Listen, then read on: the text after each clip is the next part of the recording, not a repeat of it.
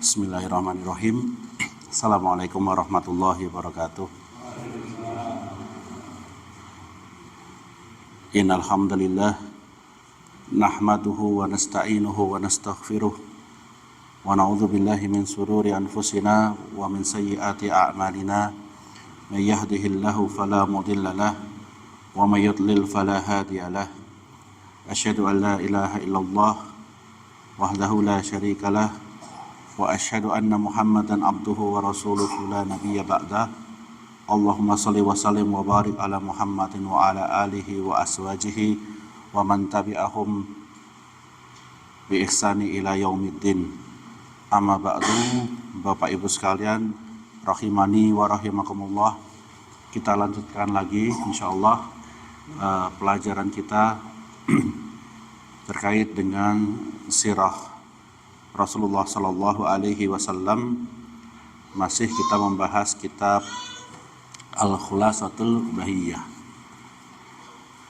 Pada kesempatan yang lalu kita sudah sampai pada matan atau poin yang ke-11, yaitu terkait dengan meninggalnya paman Nabi Sallallahu Alaihi Wasallam, yakni Abu Thalib, dan juga meninggalnya istri beliau, yakni Khadijah radhiyallahu anha, yang kemudian disebut tahun meninggalnya mereka berdua ini sebagai tahun Khazan atau tahun kesedihan, masa-masa kesedihan dari Rasulullah Sallallahu Alaihi Wasallam.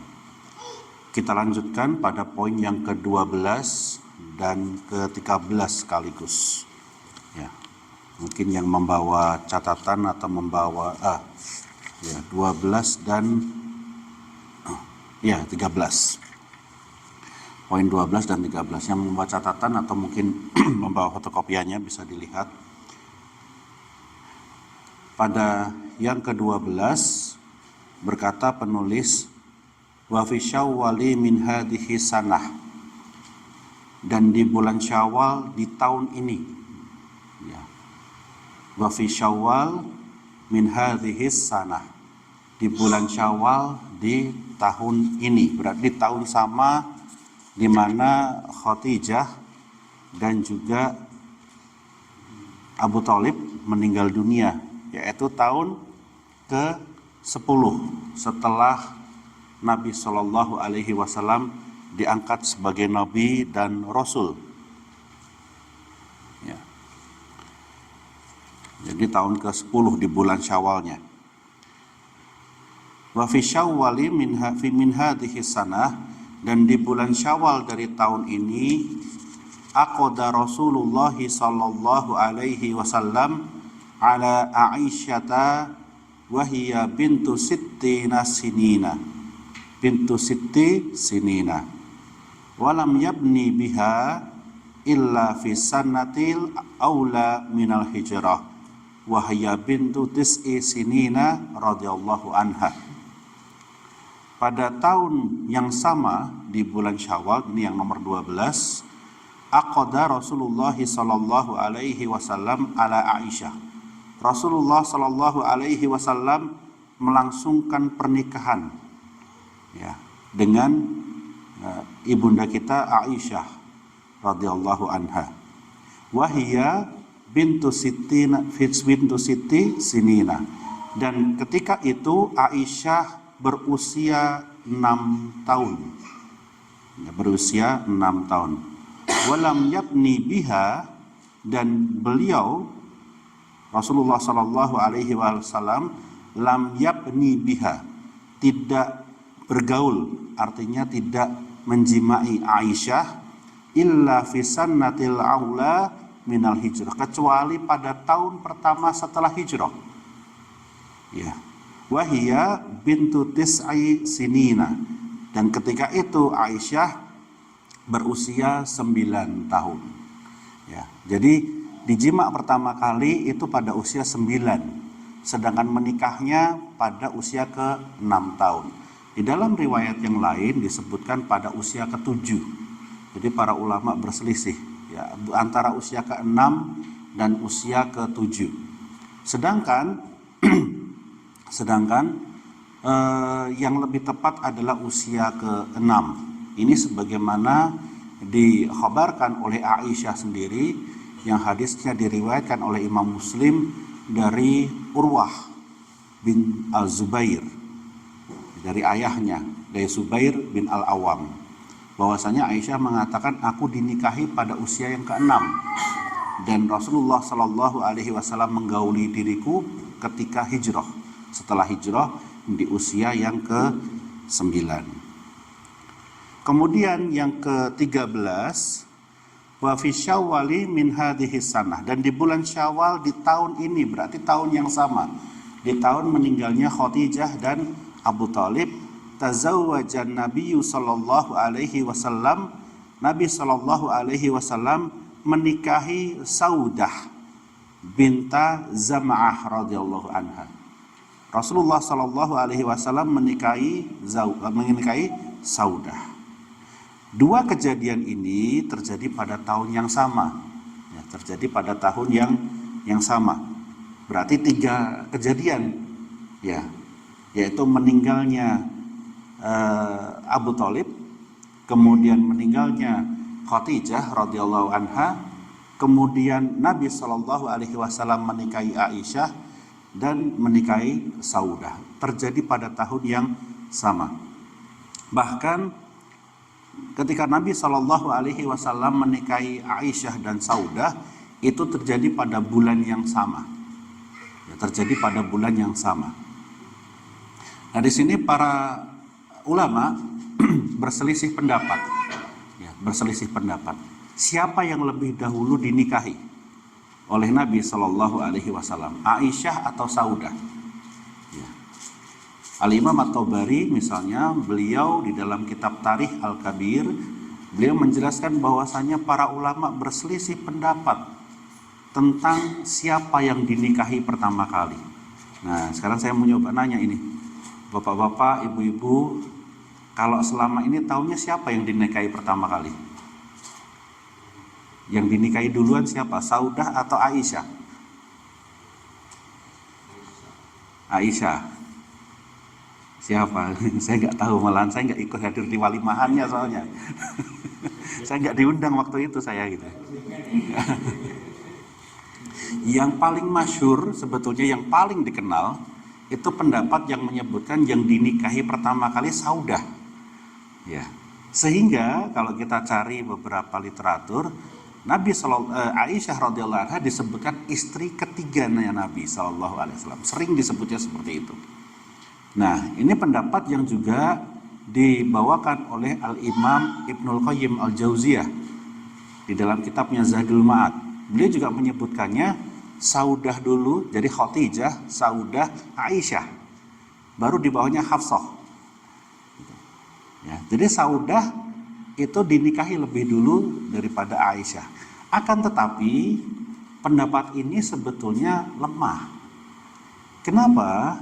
Karena ada riwayat dari Aisyah yang dibawakan oleh Imam Muslim dari jalurnya, dari sanadnya, dari Syuraik, meriwayatkan dari Zubair, ya, dari Hisham, dari Zubair bin Al-Awam, bahwasanya Aisyah mengatakan orang yang pertama kali, orang yang dinikahi, perempuan yang dinikahi setelah diriku, ya,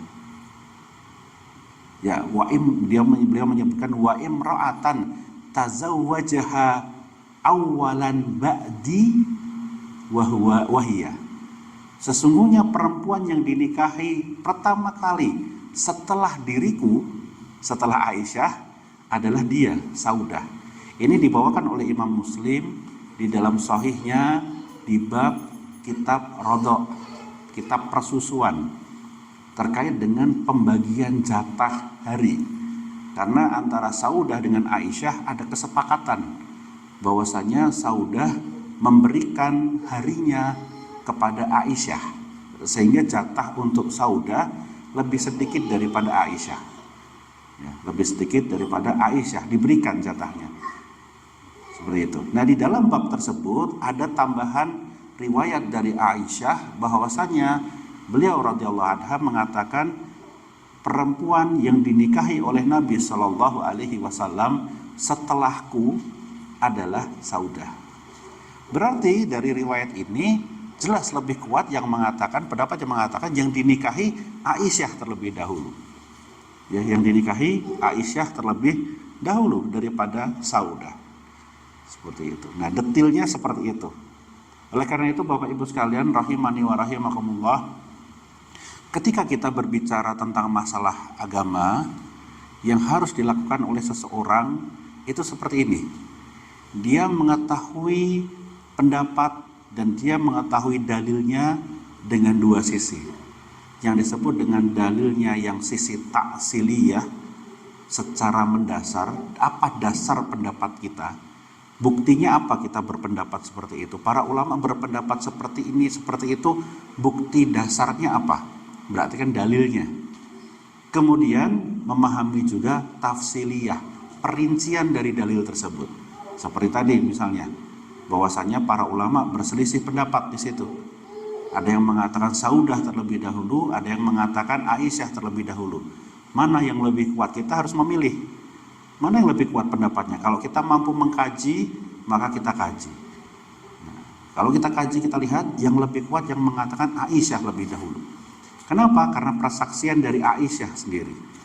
Bahkan Aisyah yang membanggakan hal tersebut, menceritakan bagaimana dia membagi harinya dengan Saudah. Nah, ini dibawakan oleh Imam Muslim. Ya, kalau kita lihat sanadnya, Imam Muslim membawakan dari Syuraik dari Hisham bin Urwah, dari ayahnya Urwah bin Zubair. Sanadnya sahih semuanya, rawi-rawinya kuat, rawi-rawinya thiqah. Maka pendapat ini yang lebih kuat. Karena itu penulis buku ini, penulis kitab ini, yakni Syekh Wahid Abdul Salam Bali, lebih mendahulukan keterangan tentang Aisyah daripada Saudah, karena beliau lebih menguatkan pendapat ini dibanding kalau kita melihat uraian dari para ulama yang lain yang menuliskan kitab sirah atau kitab-kitab sejarah yang lain, misalnya Al-Imam At-Tabari, kemudian Ibnu Ishaq, kemudian Ibnu Qayyim dan yang lainnya. Mereka lebih mendahulukan Saudah daripada Aisyah. Nah, yang jadi masalah Bapak Ibu sekalian rahimani wa rahimakumullah, kenapa kok para ulama berselisih pendapat sampai seperti itu? Karena riwayat yang menyebutkan tentang ditawarinya atau akan menikahnya Nabi Shallallahu Alaihi Wasallam setelah meninggalnya Khadijah radhiyallahu anha itu meliputi cerita tentang bagaimana dua orang ini ditawarkan kepada Nabi Shallallahu Alaihi Wasallam.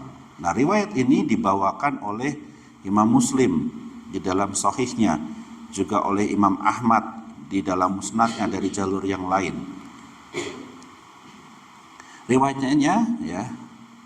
Riwayatnya dibawakan dari seorang sahabiyah bernama Haulah binti Hakim. Beliau adalah seorang sahabiyah, istri dari Utsman bin Maz'un. Nah, kalau kita ingat Utsman bin Maz'un salah seorang sabiqun al-awwalun, orang-orang yang pertama kali masuk Islam. Ya, di awal-awal berkembangnya Islam. Ya, dibawakan oleh Imam Muslim dari Haulah. Ya. Beliau mengatakan, lama matat Khadijatu ja'at Haulah bintu Hakim imra'atu Utsman bin Maz'un qalat, bahwasanya ketika Khadijah meninggal, jadi beberapa saat setelah Khadijah meninggal, ja'at datang Haulah bintu Hakim, imra'atu Utsman bin Maz'un, yang dia ini adalah istri dari Utsman bin Maz'un.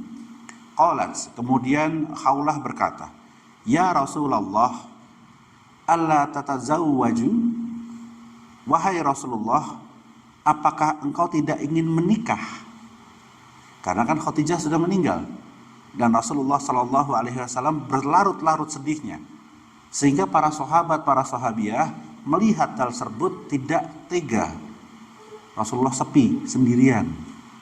Maka ditawarkanlah oleh Haulah bintu Hakim, bahwasannya ditanyakan kepada beliau Shallallahu Alaihi Wasallam, apakah Nabi Shallallahu Alaihi Wasallam tidak mau menikah lagi, maksudnya ya, menikah lagi. Nah ini berarti kalau misalnya bagi laki-laki, khaulah berarti paham. Bagi laki-laki tidak ada iddah, ya, karena kan sesaat setelah meninggalnya Khadijah, ya kan, nggak perlu nunggu 3 bulan 4 bulan, apalagi meninggal 4 bulan. Kalau perempuan kan ada 4 bulan dukanya, ya, nggak boleh keluar rumah, nggak boleh bersolek. Tapi sekarang kan yang lebih unik, kadang-kadang ibu-ibu suaminya meninggal gitu kan, baru 3 bulan dah habis itu pasang status di Facebook. Di WA udah mulai fotonya beredar gitu. Itu masih berduka, nggak boleh. Nggak boleh keluar rumah, nggak boleh. Nah, makan gimana? Tetangganya yang bantuin harusnya. Ya, tetangganya yang bantuin. Nggak boleh pergi kemana, ke sana, kemari, sudah jalan-jalan. Nanti katanya alasannya stres di rumah, nggak ada yang ini, keingat suami. Karena itulah berdukalah dulu selama 4 bulan. Itulah syariatnya. Setelah 4 bulan, iddahnya selesai, baru keluar.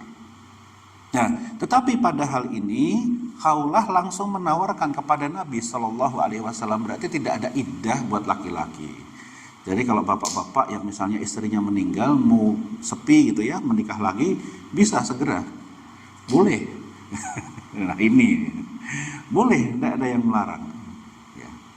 Dan kadang-kadang tidak perlu menunggu istrinya meninggal, istrinya masih hidup juga boleh.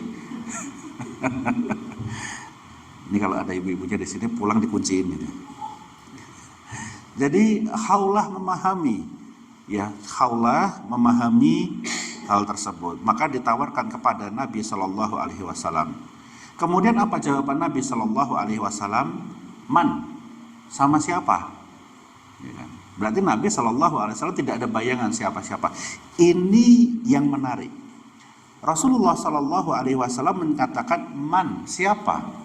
Sedangkan di dalam riwayat yang lain yang dibawakan oleh Imam Muslim juga dari Zubair bin Al-Awwam, ada kisahnya Aisyah yang diberitahu oleh Nabi Shallallahu Alaihi Wasallam bahwasanya Nabi memimpikan Aisyah sebanyak 2 kali, di mana malaikat Jibril datang membawakan sesosok perempuan yang ditutup hijab dari sutra berwarna putih. Kemudian malaikat Jibril mengatakan, hada zaujatuka fid dunya wal akhirah. Ini adalah istrimu di dunia dan di akhirat. Berarti kejadian mimpinya setelah kejadian Khaulah. Karena Nabi Shallallahu Alaihi Wasallam masih bertanya, man, siapa?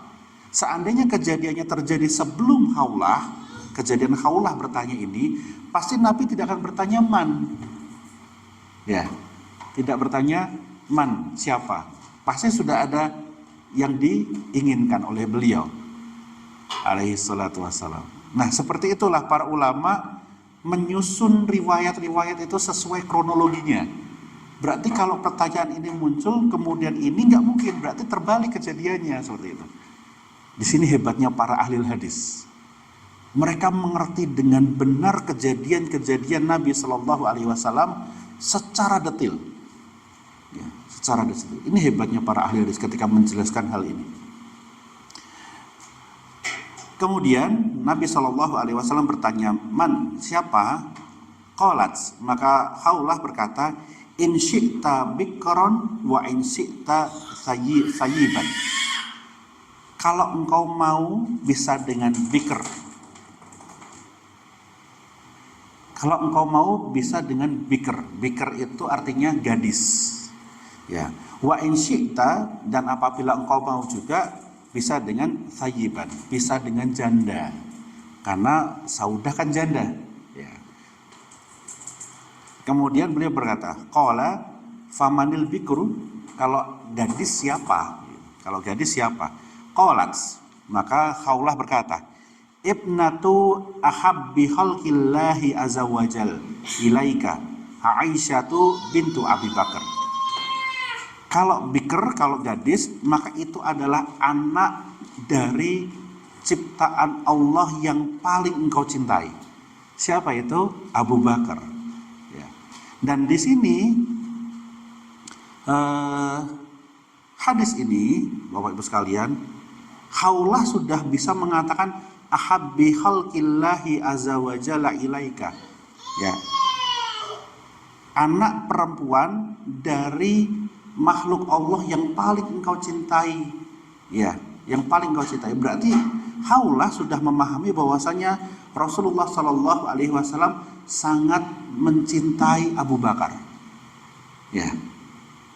Sedangkan di dalam riwayat yang lain yang dibawakan oleh Imam Bukhari dan Muslim, Nabi Shallallahu alaihi wasallam pernah ditanyakan, "Man ahabban nasu ilaika?" Siapa orang yang paling engkau cintai? Maka Nabi Shallallahu alaihi wasallam menjawab, Aisyah.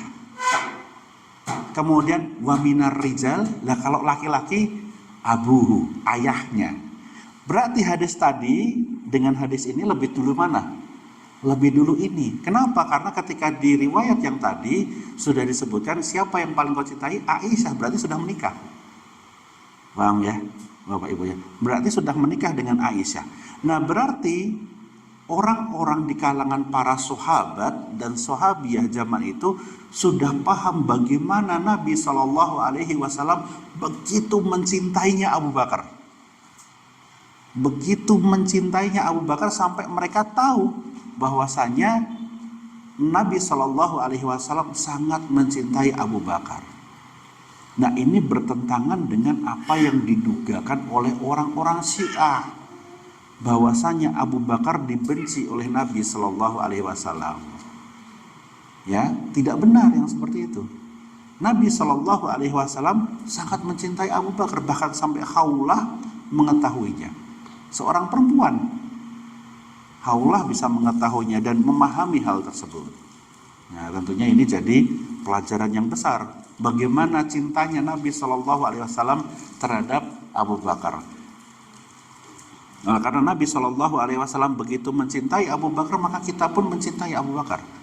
Tidak membencinya. Beda dengan orang-orang Syiah, melaknati Abu Bakar. Bahkan melaknati mertua Rasulullah Shallallahu alaihi wasallam yang ke berikutnya, yaitu Umar bin Khattab. Umar bin Khattab anaknya Hafsah. Ya, punya anak Hafsah.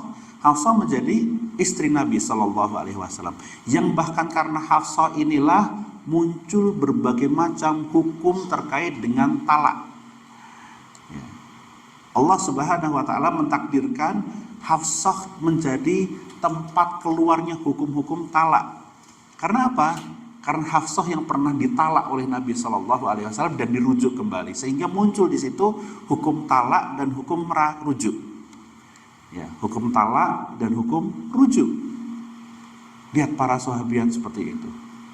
Ya, mereka sangat mencintai. Maka Nabi Shallallahu alaihi wasallam ketika seringkali di dalam berbagai macam hadis selalu mengucapkan, aku keluar, ya, kharastu ma'a Abi Bakri wa Umar. Aku keluar ke sana, pergi ke sini bersama Abu Bakar dan Umar. Pergi ke sini bersama Abu Bakar dan Umar. Nah, ini berbeda dengan yang diklaim oleh orang-orang Syiah Rafidhah. Mereka bencinya setengah mati terhadap Abu Bakar dan Umar. Kita ahlu sunnah, kita mencintai seluruh sahabat. Ketika orang-orang Syiah Rafidhah mengkafirkan seluruh sahabat kecuali beberapa saja, maka kita mencintai seluruh sahabat. Makanya ketika kita mengucapkan salawat, selalu kita mengucapkan Allahumma sholli ala Muhammad wa ala alihi wa ashabihi, dan para sahabatnya, ya, dan para sahabat Nabi Sallallahu alaihi wasallam. Ya, kita lanjutkan. Kemudian Nabi Sallallahu alaihi wasallam berkata, wa manis tayyib, dan kalau yang janda siapa? Kemudian Khawlah berkata, Saudatu bintu Zam'ah. Saudah bintu Zam'ah. Amanat bika wa atba'aka alama takul. Dia orangnya beriman kepadamu dan juga mengikuti apa-apa yang engkau berikan, kau katakan. Nah, kenapa kok ada tambahan ini? Kenapa kok ketika menceritakan Saudah bintu Zam'ah, Khawlah menambahkan amanat bika, dia beriman kepadamu, wa atba'aka alama takul, dia ngikutin apa yang kamu sampaikan. Kenapa? Ada yang tahu? Bapak Ibu? Kenapa kok khaulah ditambahkan ada kata-kata ini? Sedangkan pada waktu Aisyah enggak. Kenapa? Ayo. Kasih kuis sekali-sekali. Kira-kira kenapa Bapak Ibu? Karena pripun Bapak? Karena apa? Enggak tahu. Kira-kira kenapa ini? Pas Aisyah nggak diceritain apa-apa, tapi pas Saudah ditambahin. Kira-kira kenapa? Gimana Bapak? Karena masih kecil. Karena masih kecil. Ya, masih kecilnya ada, tapi kurang pas dikit. Yang paling besar adalah belum balik. Nggak juga sebetulnya. Jawaban yang tepat adalah karena ayahnya. Karena Nabi Shallallahu Alaihi Wasallam mengetahui ayahnya Aisyah adalah Abu Bakar dan ngerti bagaimana imannya Abu Bakar. Sedangkan Saudah enggak, ya, enggak paham. Ya, dari sini faedahnya besar sekali, Bapak Ibu sekalian. Faedahnya besar sekali. Berarti keimanan seorang anak itu dapat dijadikan, dapat dilihat dari imannya bapaknya. Kalau bapaknya genah agamanya, harusnya anak perempuannya genah juga. Kalau bapaknya nggak genah, berarti anak perempuannya lebih lagi. Ingat ketika kejadiannya Maryam. Ketika Maryam tahu-tahu diketahui oleh orang-orang di sekitarnya dia hamil tanpa laki-laki, apa yang dikatakan oleh orang sekitarnya? Wa abuka solihun, bapakmu orang soleh loh gitu. Kok kamu begini gitu. Berarti bapak itu sangat berpengaruh terhadap keimanan si anak. Nah ini kalau anaknya nakal, bapaknya ini berarti. Anaknya nggak mau ngaji, bapaknya ini berarti. Ini faedah yang sangat besar sekali. Bapak itu sedemikian besar pengaruhnya terhadap anak perempuannya. Kalau bapaknya sholat, bapaknya ngaji, anaknya insya Allah genah. Dan masyarakat akan menilai dia genah, bagus. Ya. Kalau sampai nyeleweng, aneh, maka orang-orang akan melihat, kamu nggak tahu bapakmu kayak apa toh?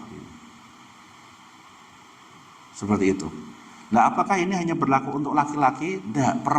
Untuk perempuan? Tidak. Laki-laki juga seperti itu. Ada kisah yang menarik Bapak Ibu sekalian, rahimani wa rahimakumullah, diriwayatkan oleh Imam Muslim bahwasanya Al-Qasim bin Abdullah bin Umar bin Khattab, berarti cucunya Umar bin Khattab. Abdullah namanya Al-Qasim. Beliau seorang qadhi, hakim di Madinah dulu. Ketika itu Al-Qasim memutuskan suatu hukuman tanpa dengan dalil.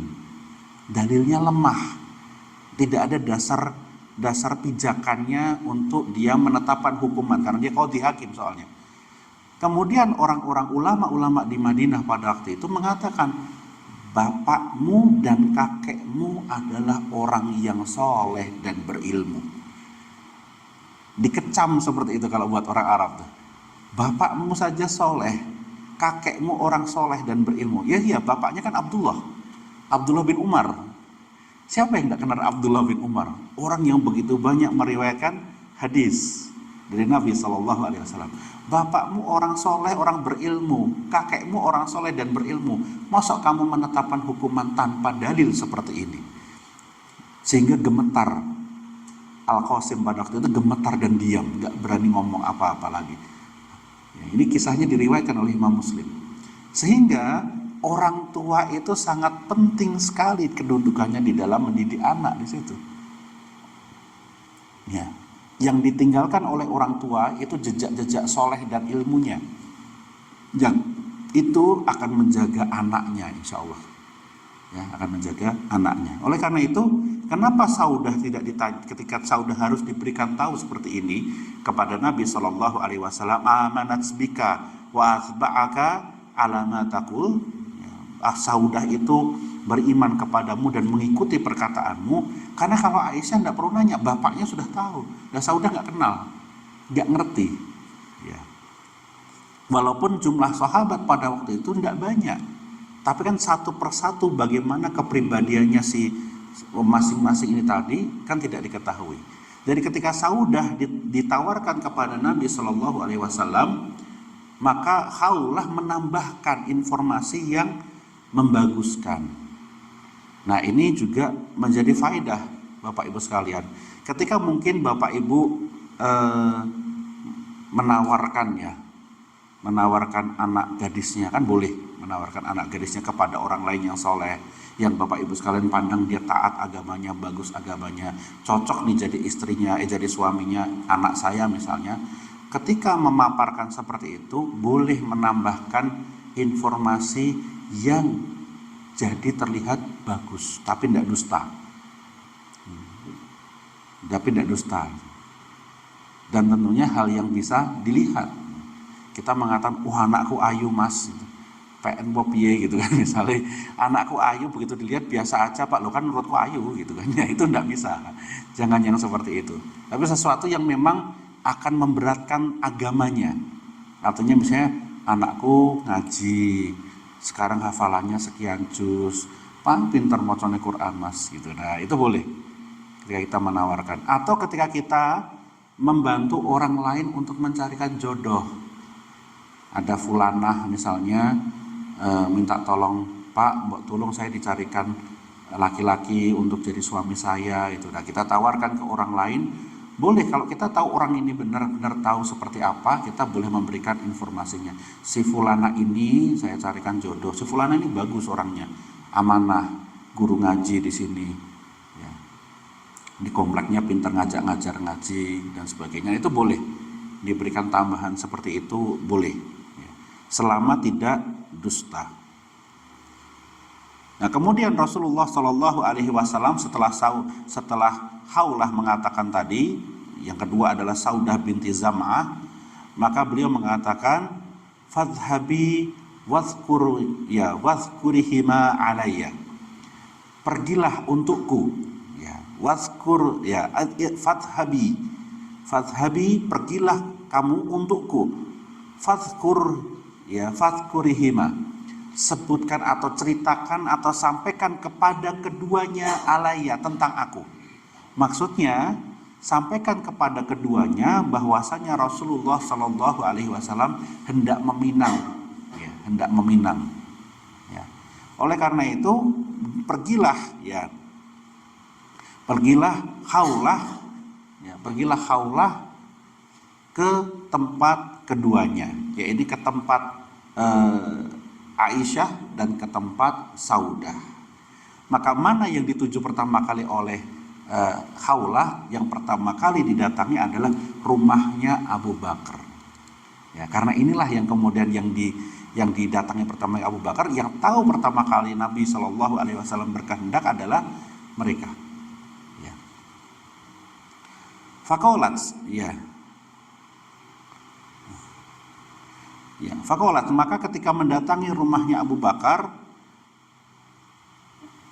Khawlah dia mengatakan, ya Ummur Ruman, madza adkhulallahu azza wa jalla alaikum minal khairi wal barakah.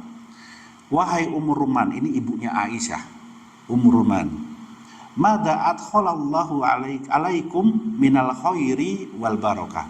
Apa yang akan kalian duga, apa yang kalian pikirkan, menurutmu gimana seandainya Allah Subhanahu wa taala memasukkan ke dalam rumah kalian itu khair wal barokah, kebaikan dan barokah.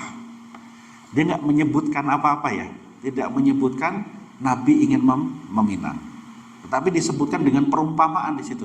Bagaimana kalau ada barokah yang diberikan oleh Allah Subhanahu wa taala ke dalam rumah kalian? Ya. Kemudian Ummur Ruman mengatakan, qalat wa madzaka, apa itu?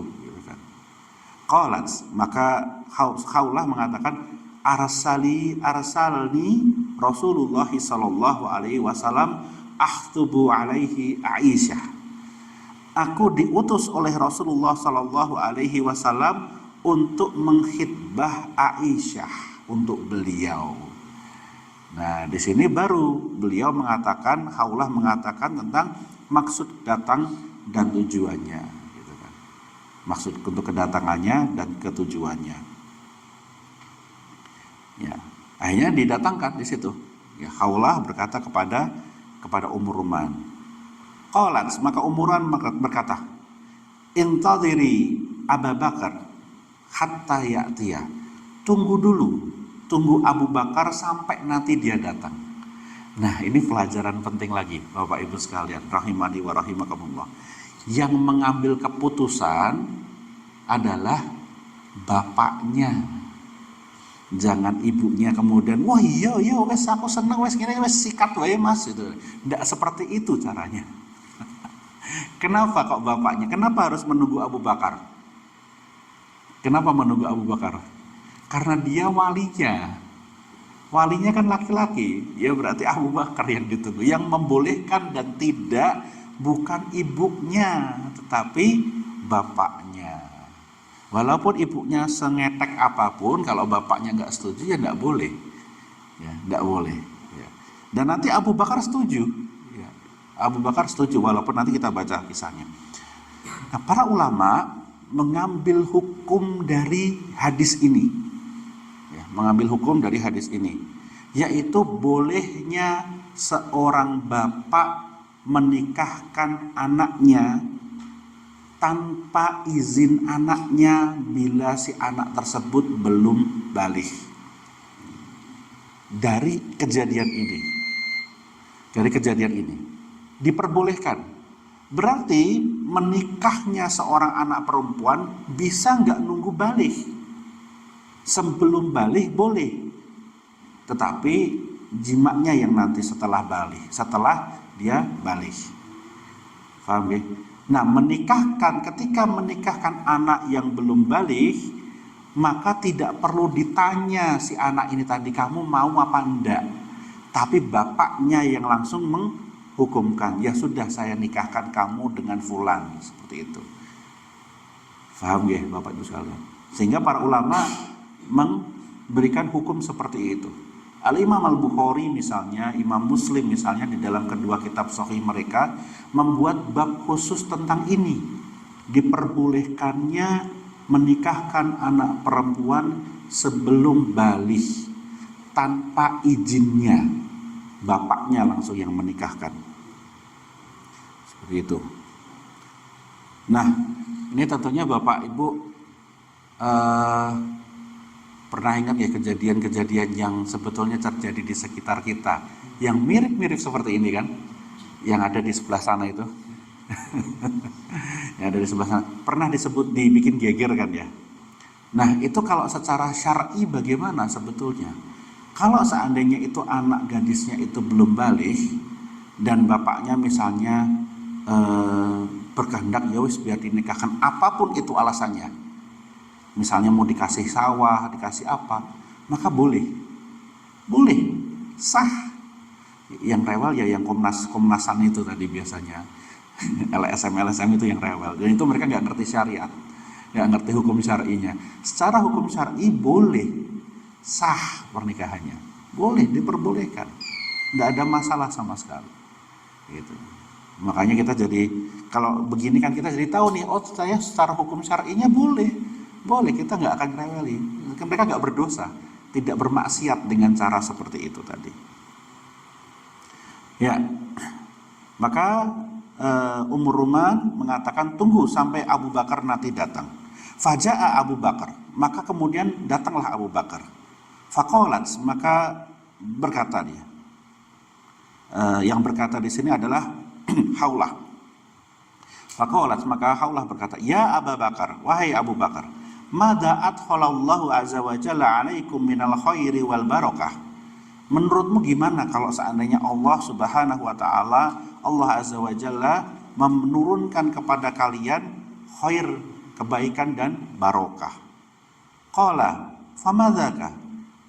Dan maka Abu Bakar tertanya juga, maksudnya apa ini? Kan bingung dengan kata perumpamaan seperti itu. Maksudnya apa? Qalat, maka Khawlah berkata, arsalani Rasulullah sallallahu alaihi wasallam akhdubu alaihi Aisyah. Rasulullah sallallahu alaihi wasallam mengutusku untuk menghitbah Aisyah untuk beliau. Nah, kemudian Abu Bakar berkata, qala wa hal tasluhu lahu innama hiya ibnatu akhihi. Nah, apakah ini diperbolehkan? Apakah ini baik? Innama hiya ibnatu akhihi, bahwasanya ini anak dari saudaranya. Maksud saudara di sini apa ini? Abu Bakar dan Rasulullah Shallallahu Alaihi Wasallam saudaraan. Saudaraan. Maksud dari saudara di sini apa? Saudara di sini adalah Nabi Shallallahu Alaihi Wasallam dengan Abu Bakar ketemu nasabnya, ya, bertemu nasabnya. Jadi mereka kalau ditarik ke atas saudara, ya, saudara, seperti itu. Faraja'at ila Rasulillahi Shallallahu Alaihi Wasallam fadzakarat dzalika lahu. Maka kemudian Khawlah pergi balik lagi kepada Rasulullah Shallallahu Alaihi Wasallam, fadzakarat dzalika lahu. Maka disebutkanlah, diceritakan jawabannya Abu Bakar ini kepada beliau. Ini pelajaran penting. Ketika seseorang tidak mengetahui hukumnya, kan ditanya nih, lah emang boleh toh nikahin gitu. Bukan dikira-kira sendiri. Seperti Khawlah, dia nggak langsung, alah boleh gampang, nanti kan Nabi yang nyuruh gitu kan, nggak ngomong gitu, nggak ngira-ngira sendiri. Khawlah bertanya balik kepada Nabi Shallallahu Alaihi Wasallam, boleh ndak seperti itu? Seperti kita sekarang, ketika kita berhadapan dengan suatu hukum masalah, ya, yang dimana di situ ada penjelasan syariatnya dan kita nggak tahu, jangan dikira-kira, ya, hukumnya haram sebetulnya, dilarang oleh Allah Subhanahu wa taala mengira-ngira hukumnya sendiri tanpa kita mengetahui dasarnya. Apa dalilnya? Di dalam surat Al-Hujurat ayat pertama, ya ayyuhalladzina amanu la tuqaddimu baina yadayallahi wa rasulih. Wahai orang-orang yang beriman, jangan engkau mendahului Allah dan Rasulnya. Para sahabat, para tabi'in menafsirkan mendahului Allah dan Rasulnya adalah menetapkan hukum sebelum ditetapkan oleh Nabi dan Rasul, Allah dan Rasulnya. Berarti tanpa kita mengetahui hukumnya dari Allah dan Rasulnya, jangan tetapkan sesuatu. Oleh karena itu tidak diperbolehkan. Kita misalnya nih beramal dengan suatu amalan, ditanyain, mas lah ini hukumnya apa mas? Sunnah, wajib? Wah saya tidak tahu, buat saya yang penting jalan dulu aja. Ini tidak boleh, tidak boleh, diharamkan. Ya. Sepakat 4 mazhab mengharamkan hal ini. Kita melakukan suatu amalan tanpa tahu hukumnya terlebih dahulu. Nah kalau saya tidak tahu gimana? Fas'alu ahlad dzikri in kuntum la ta'lamun. Tanyakan kepada yang tahu. Apabila kalian tidak mengetahuinya, tanya, Pak Kiai, ini hukumnya apa? Gitu. Ini hukumnya apa? Boleh toh? Pak Kiai ngomong boleh, oh ya udah, dalilnya apa Pak? Kok bilang boleh? Kan hukumnya diambil dari Allah dan Rasulnya. Berarti ayatnya pun tinggi sing bilang boleh. Oh iki ono iki ayatnya begini. Hadisnya pun tinggi Pak Kiai. Oh niki hadisnya ada gitu kan. Kalau seandainya kita katakan wis tok kowe percaya karo aku, lah kan kita disuruhnya mengembalikan kepada Allah dan Rasulnya. Maka penjelasan dari Allah dan Rasulnya yang mana yang menjadi dasarnya itu harus kita tanyakan. Kalau kita nggak bisa bacanya, oh iya betul ada. Sing muni kados ngoten pun itu Pak, niki lho bagian niki ono kalimat ini. Oh nggih pun kula percaya. Seperti itu. Kalau kita hanya mengambil perkataan seseorang, maka ini yang disebut dengan taklid. Disebut dengan taklid. Nah, taklid agak sedikit lebih tinggi daripada tadi beramal tanpa mengetahui hukumnya. Tidak diperbolehkan, Bapak Ibu sekalian. Rahimani wa rahimakumullah. Maka seperti yang dilakukan oleh Khawlah ini, inilah manhajnya para sahabat. Caranya para sahabat ketika mereka menemui masalah. Ya, ketika mereka menemui masalah, tanyakan kepada Allah dan Rasulnya. Tanyakan kepada Allah dan Rasulnya maksudnya bertanya kepada Nabi Shallallahu Alaihi Wasallam. Nah oleh karena itu Bapak Ibu rahimani wa rahimakumullah, kita harus sering-sering belajar, ya, dan berpikir kritis.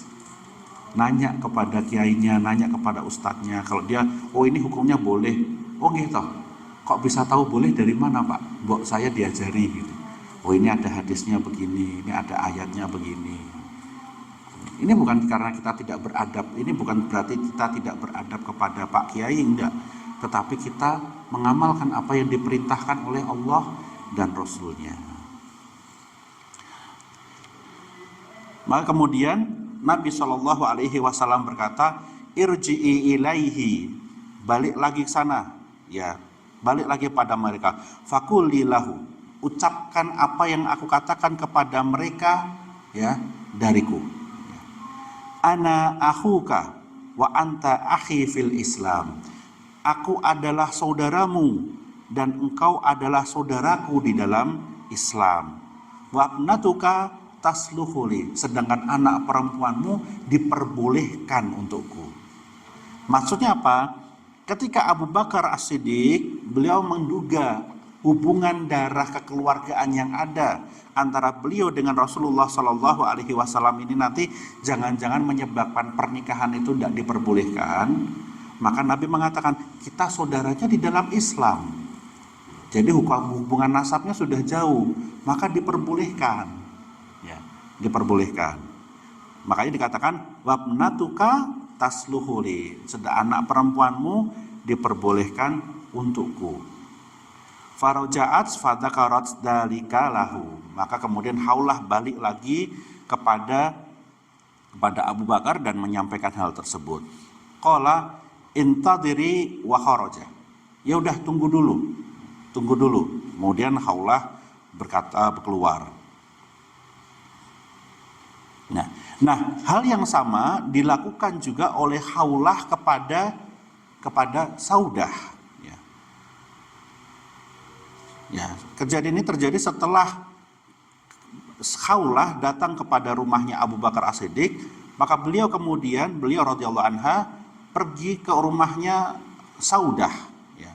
Pergi ke rumahnya Saudah, ya. Maka beliau mengatakan kalimat yang sama, "Madza adkhalallahu azza wa jalla 'alaiki minal khairi wal barakah." Apa jadinya ayo kalau Allah Subhanahu wa taala menurunkan kebaikan dan barokah kepadamu? Dan jawaban Saudah sama, madzakah? Apa ini? Enggak mudeng aku gitu.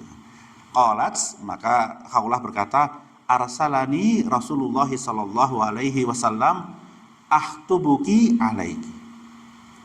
Rasulullah sallallahu alaihi wasallam mengutus aku untuk meminang engkau bagi beliau. Ya. Kemudian qalat, maka Saudah berkata, wajidtu adkhuli ila abi fadhkuri dzaka lahu wa kana syaikhan kabiron. Tunggu dulu, ya, masuklah dulu dan katakan itu kepada ayahku. Ayahnya masih ada.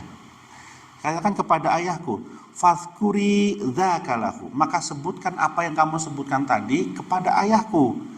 Wa kana syaikhan kabiron, meskipun dia itu sudah tua, sudah tua renta. Qad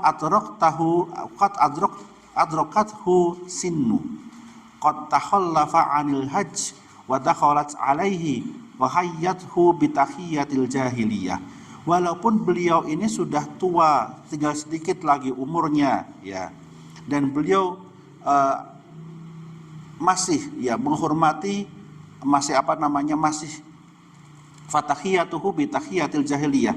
Walaupun sudah tua tapi hormatilah sebagaimana orang-orang jahiliyah dulu menghormatinya. Ya. Apa di sini maksudnya? Islam itu tidak menghilangkan kebiasaan orang-orang jahiliyah yang baik. Islam menghilangkan yang buruknya. Apa-apa yang sudah baik di dalam kondisi masyarakat jahiliyah itu ditetapkan di dalam Islam. Ini sudah baik dan bisa berlaku untuk semuanya. Di antaranya adalah penghormatan kepada orang yang sudah tua. Menghormati orang yang sudah tua itu tetap dilakukan. Ya. Kita mau adzan dulu. Yes, Fadol, silakan adzan dulu.